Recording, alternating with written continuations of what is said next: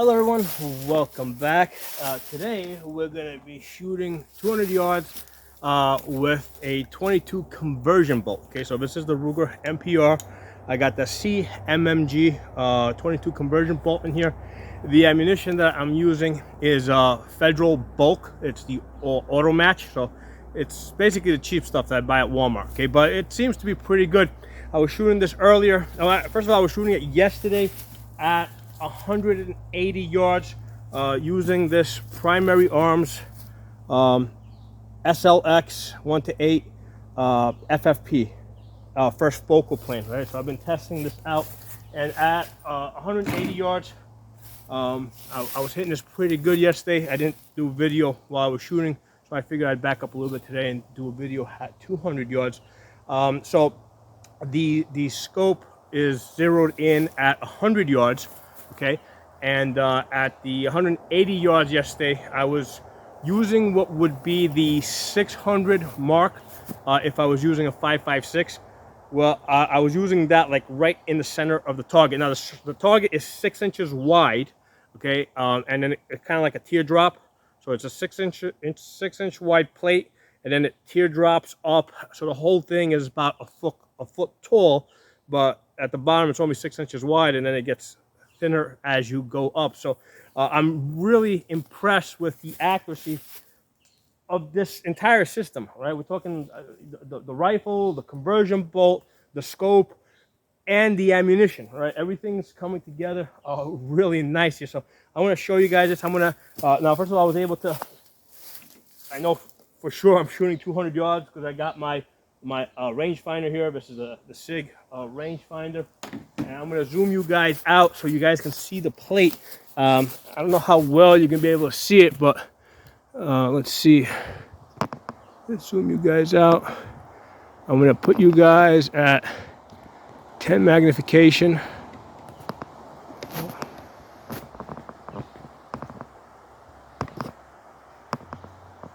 Okay, so I've got you at 10. All right, so if you see where that barrel is right over there, right, straight up through that opening is the plate. It's colored red, so it's straight up. It's right below the tree. If you see the green tree branches on top, and then there's green tree branches on the bottom. Well, it's right in that tiny little opening that you see in the green. Okay, that's because that's basically the backstop over there. So let's put some hits on this and let's see if we can hit it. So basically, we're listening to the ping. I doubt you're going to see that plate move, but you're listening to the ping. That's also the reason why I'm wearing these little earplugs, so I can hear the ping better myself.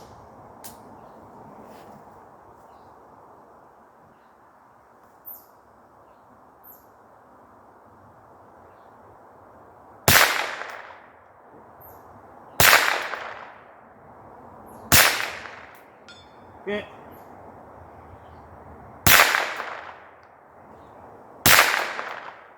Hit.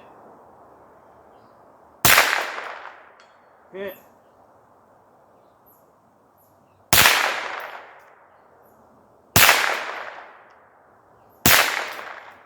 Hit. Hit.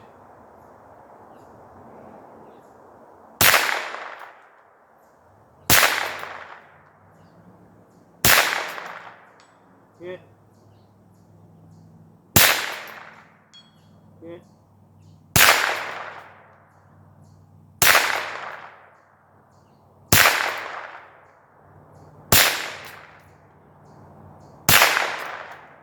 Hit.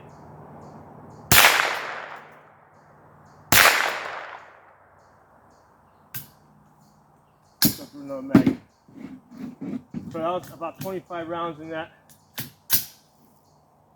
See how many I can get out of this. I'm really not keeping track. I have to go back and watch the video to see what my percentage is.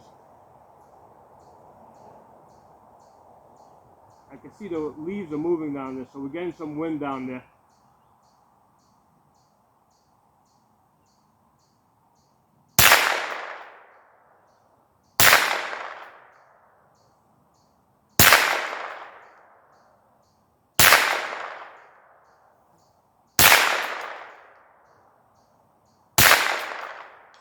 Well, yeah, we're getting a lot more wind down there. That's why I'm getting less hits this time around.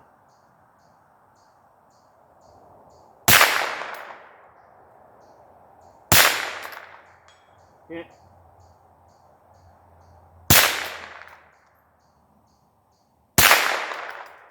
Hit. Hit. Hit. Hit.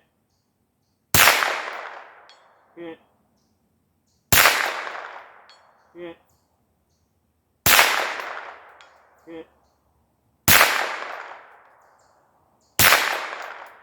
Hit. Hit.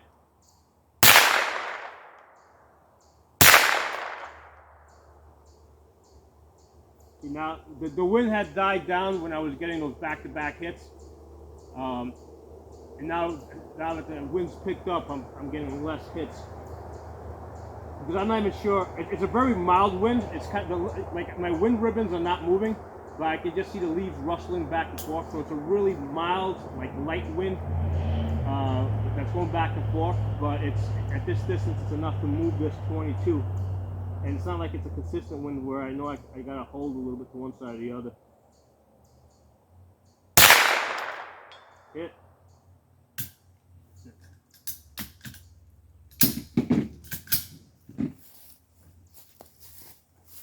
Let me zoom you guys back out.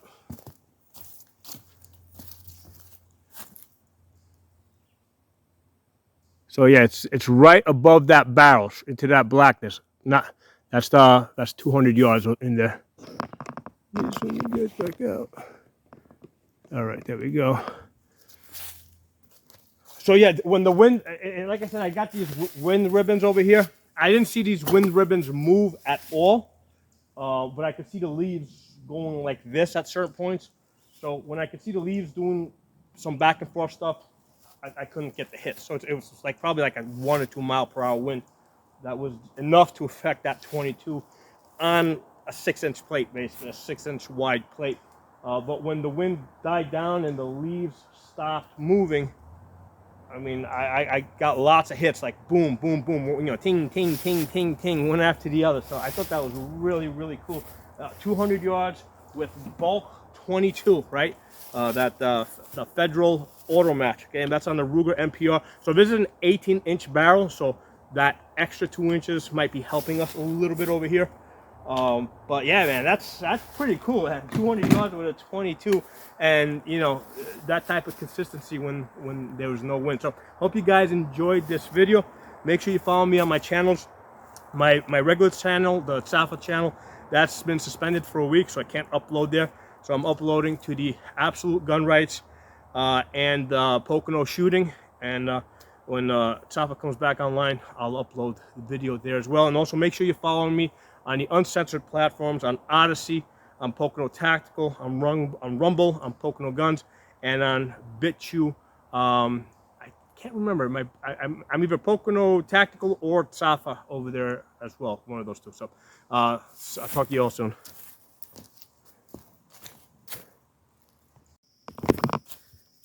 Hey everyone, I reviewed that video and I realized I forgot to tell you guys what my holdovers were with the 22 at the 200 yards. So this is the target I was shooting.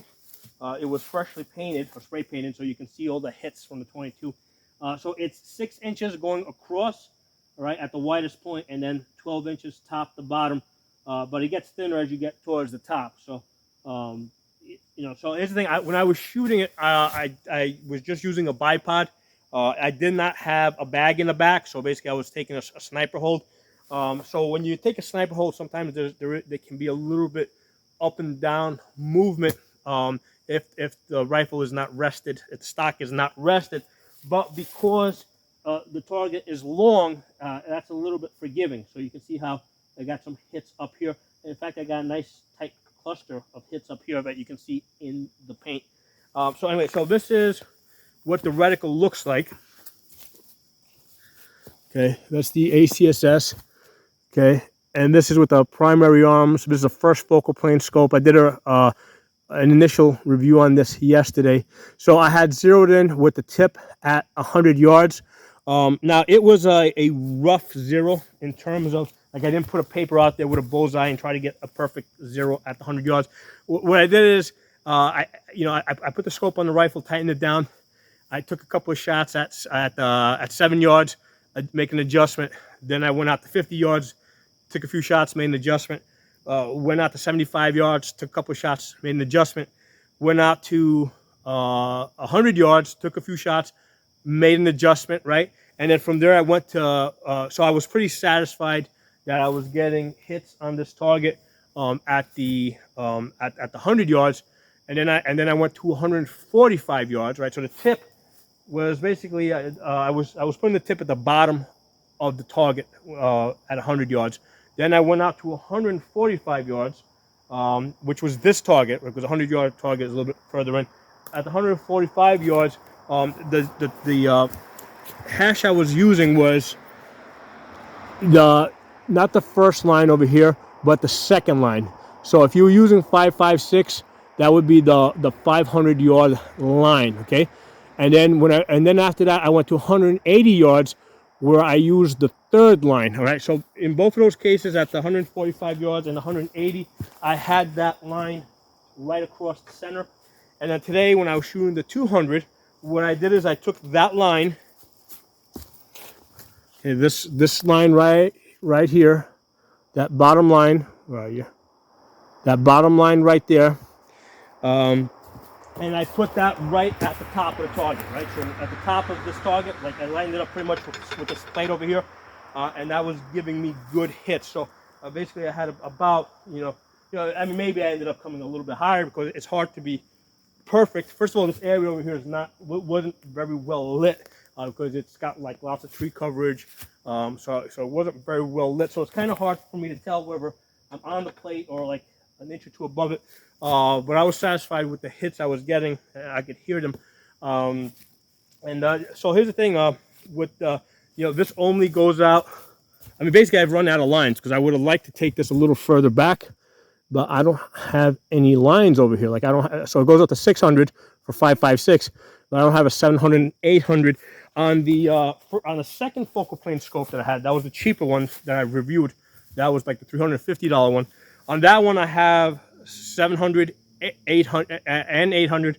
I think I also got no, I don't have 900. I got the 700 and the 800 on that. So with that, I could actually take it a little bit further. With here, like I'm pretty good at figuring out where about a foot over the target is. But then when you try to figure out where like 2 feet over the target is, it can get a little bit more difficult. I mean, I could go 2 feet over the target, but then if you try to go even higher than that, because now you don't have a line to specifically anchor to. So that's one of the reasons why I really like just the second focal plane scope that Primary Arms has.